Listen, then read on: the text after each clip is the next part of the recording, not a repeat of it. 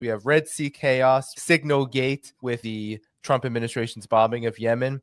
We also have consumer confidence at a 12-year low in the United States.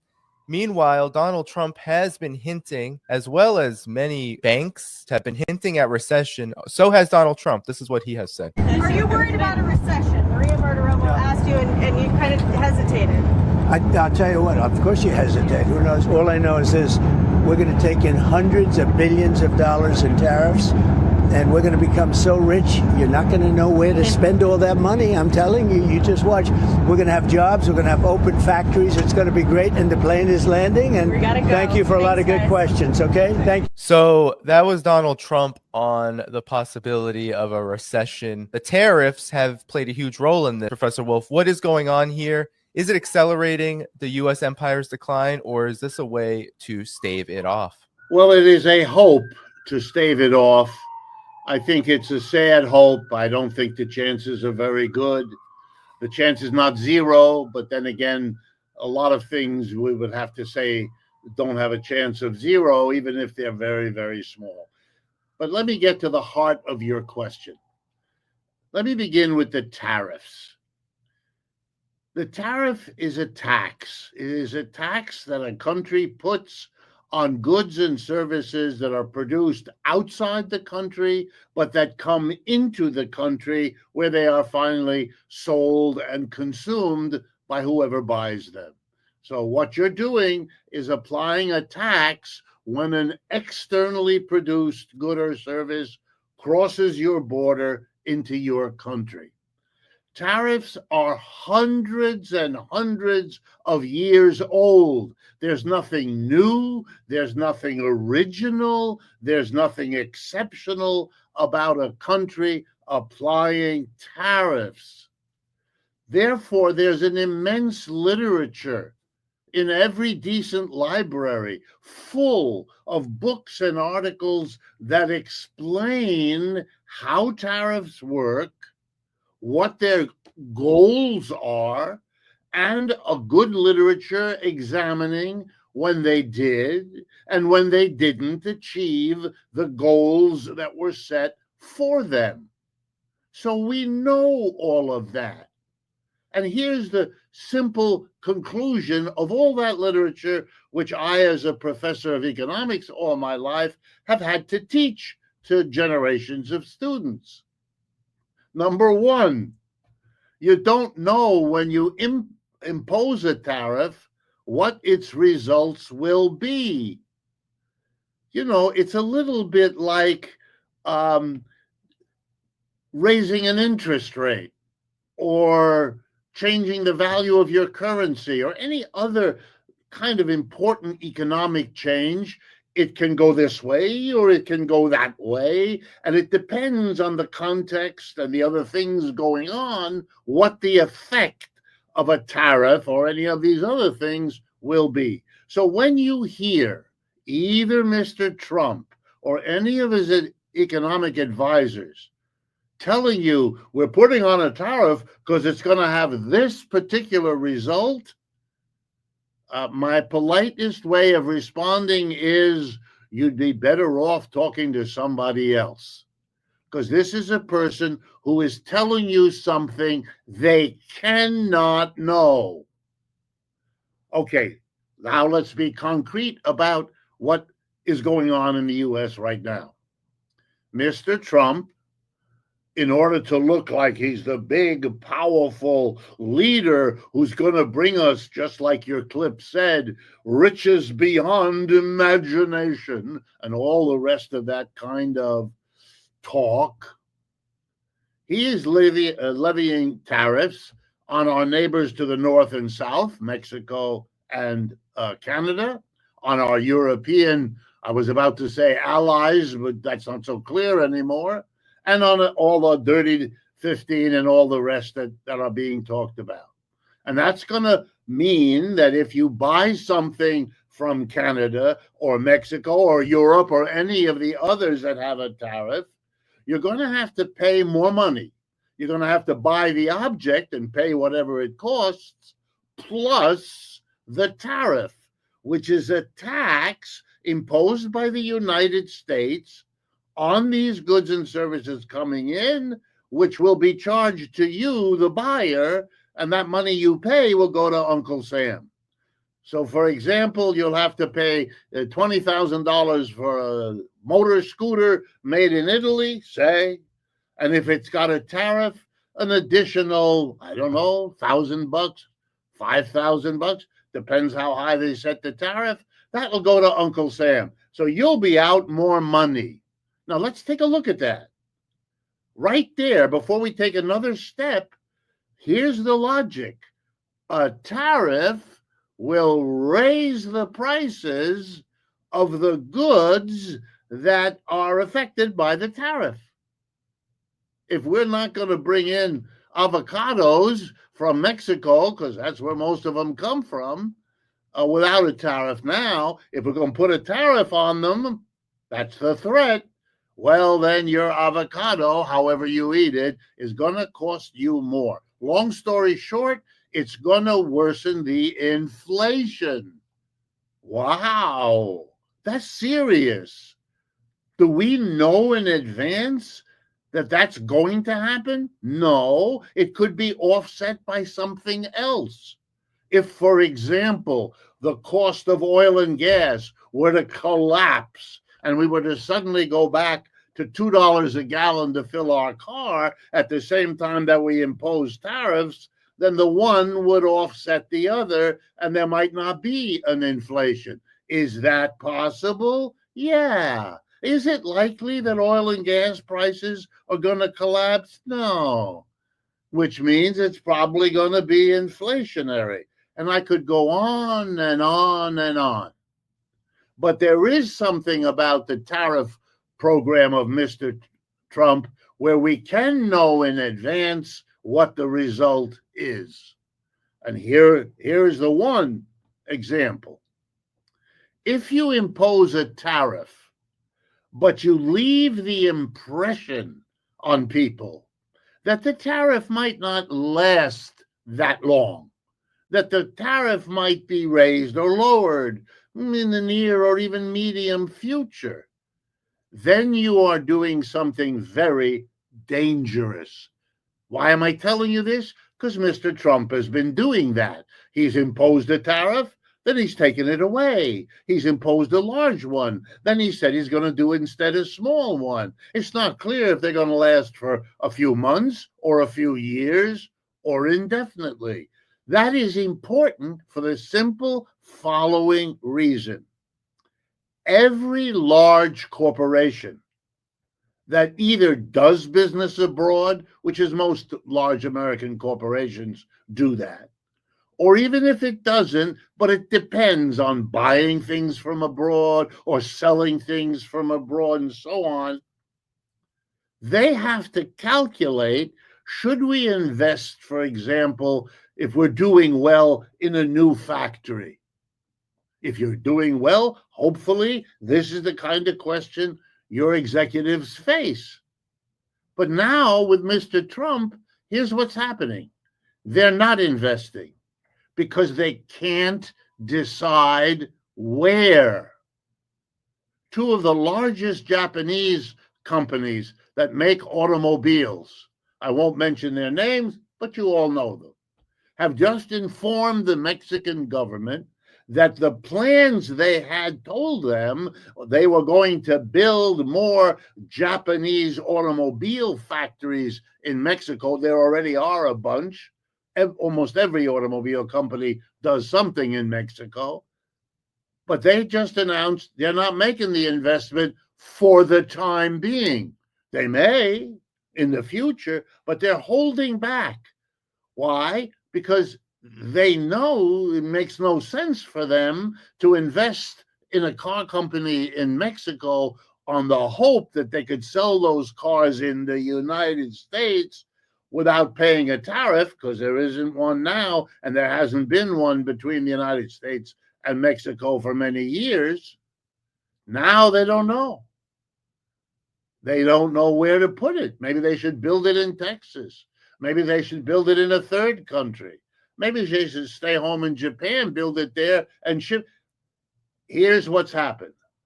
many companies have already announced very clearly, because they have no reason to hide it, that because of the uncertainty within which the whole tariff conversation is discussed, they're holding back. And the way capitalism works, if the corporate sector holds back investment, means it's not hiring the workers it might otherwise have hired. It's not buying the goods and services it would have had to buy if it had made the investment. And so suddenly the demand for people, the demand for goods and services falls down, and we get what's called a recession. That's why you hear all the talk of recession now. The fault and the blame goes first to the corporate executives who make the decision to invest or not, here or there. You know, we are all, let's remember, we are all held hostage. If you live in a capitalist system, we are all held hostage for our jobs, our incomes, and everything else by the decision of the tiny minority of top executives who make all the investment choices that we have to live with. And what Mr. Trump, his fault is that he's making life so uncertain for them, forget about us, for them, that they're reacting in the way they normally do. And so all of us are wondering whether we're going to have a recession and how badly it's going to affect you, me, your family, my family, our town, your community, and so on. I'm sure you've seen the headlines about consumer confidence. It's at a 12-year low. Donald Trump's foreign policy, and I'm curious if you could integrate your analysis of the empire here, because Donald Trump's foreign policy has not been experiencing a recession. There's bombs over Yemen, there's the Signal Gate, but recently also a move escalating tariffs on Venezuela, imposing a 25% tariff on anybody trading with Venezuela in oil. This particularly targets China. Talk about what is really a crisis for ordinary people. People are telling these investors, they're telling these economic periodicals that they are feeling the burn right now. Your thoughts? Let me start with a number of the things that are really remarkable about all of this. I'll begin with the last one you mentioned, the Venezuela story. That really has to be called a kind of remarkable extension of what Mr. Trump and his people have been doing. It's one thing to put a tariff on a country that you buy from and you want to protect your own producers at home by making it more costly to buy the alternative competing good produced abroad. Okay, we understand what that is. That's what a tariff is. That's why tariffs are imposed. But what the United States just did with Venezuela is different. It's not about a tariff on anything produced in Venezuela by Venezuelans when that stuff is bought by Americans here in the U.S. That would be a normal tariff. What the United States said was that they would impose a tariff on countries not about whether or not their goods come here and compete with our goods. No.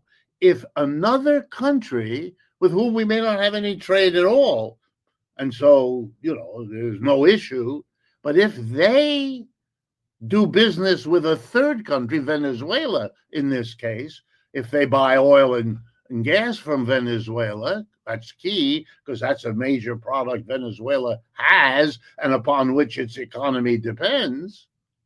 We are now operating what used to be called a secondary boycott.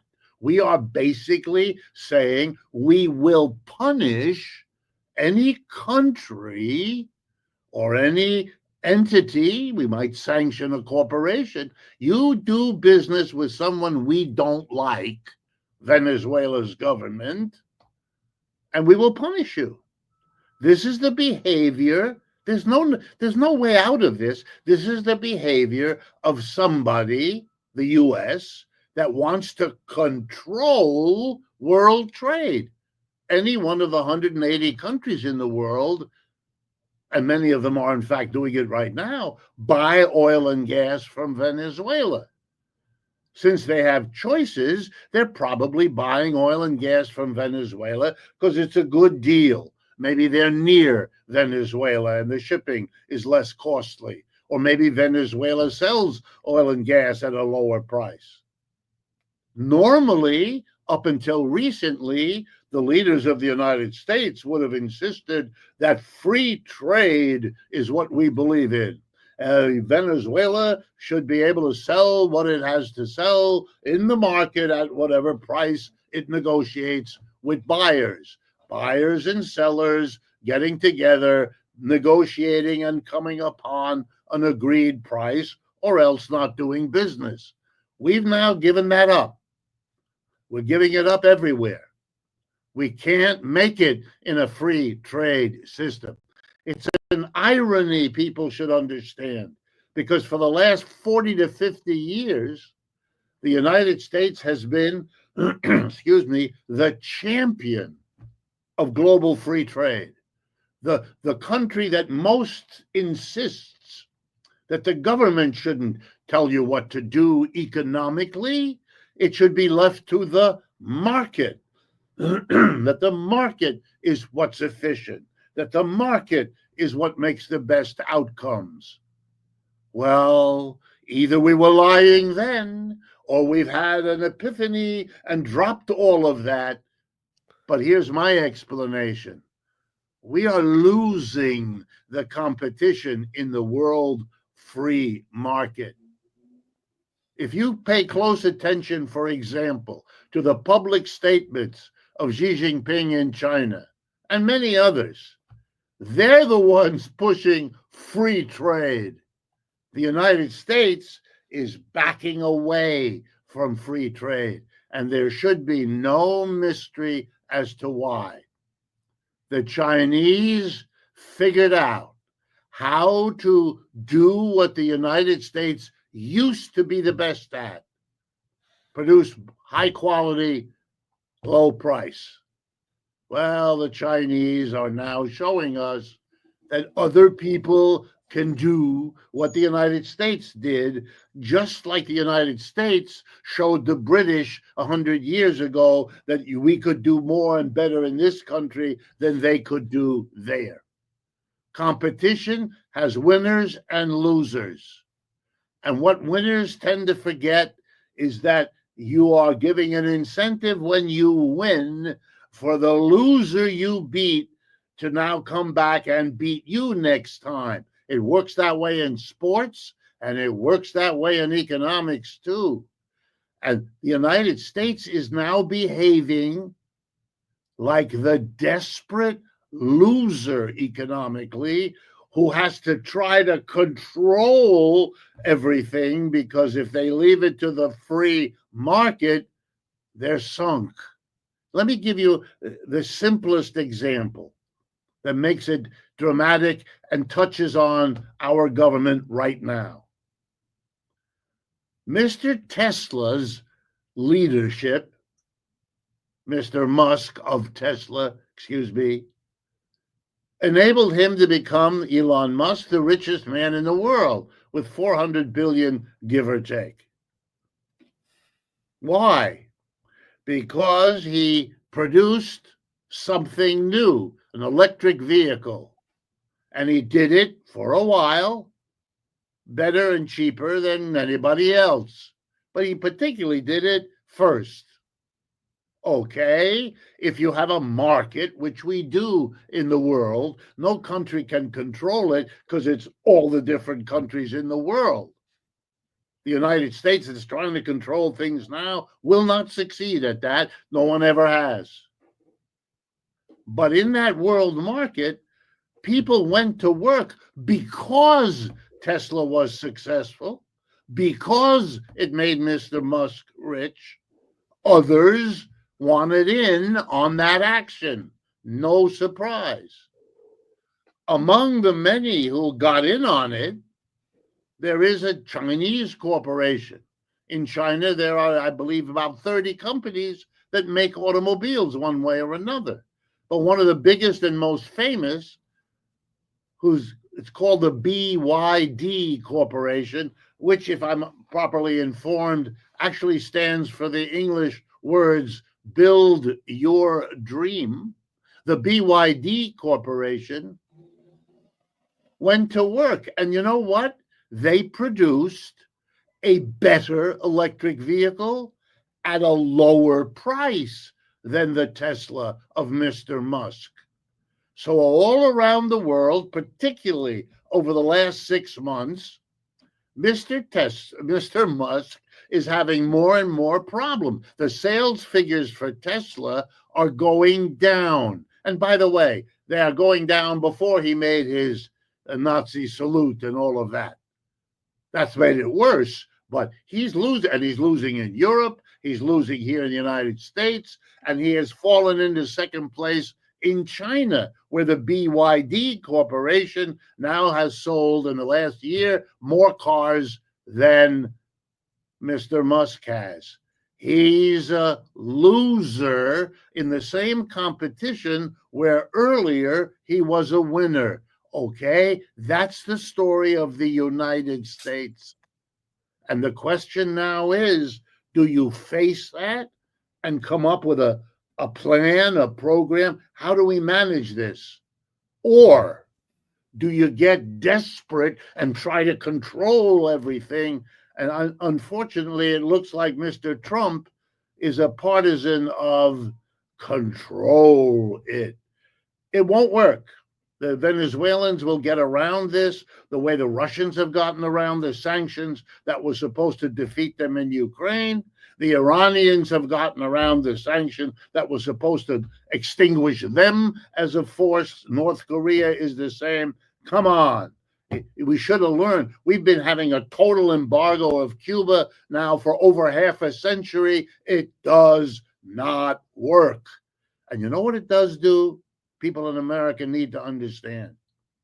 It means you enable the leaders of every country you treat that way to turn around to their own people and say, this is a time for you, the people, to support us, the leaders, as we struggle with the big, powerful United States that is taking it. You're solidifying the political power of the people you target. You know, when you shoot at something and the bullet bounces back and hits you in the nose, it's time to stop shooting.